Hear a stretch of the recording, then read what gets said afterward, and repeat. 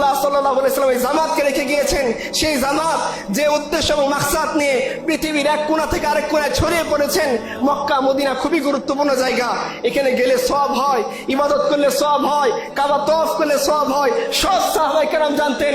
এত কিছু জানা সত্ত্বেও সাহাবায়ে কেরামের কবর চীনের মধ্যে চলে গেছে, এত কিছু জানা সত্ত্বেও আফ্রিকাতে চলে গেছে, ইয়েমেনে চলে গেছে, সানাতে চলে গেছে, হাদারামাউতে চলে গেছে, শামে চলে গেছে, বাগদাদে চলে গেছে। কিসের নেশায় তারা চলে গেছেন?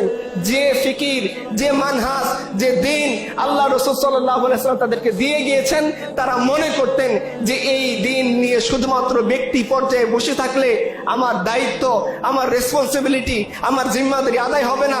এজন্য রাসূল আমাকে দিন শিখান নাই, এজন্য আল্লাহ কালেমা দেন নাই।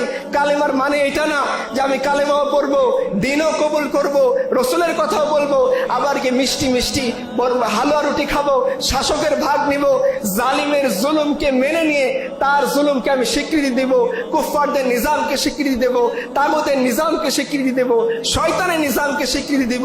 আর আমি মনে করব আমি ভালোই আছি, কারণ সংখ্যায় তো আমরা অনেক বেশি। এই চিন্তা করে সাহাবায়ে কেরাম বসে থাকেন নাই, যার কারণে তারা বসে থাকেন নাই বলে আজকে আমি আর আপনি মুসলমান হইতে পারছি।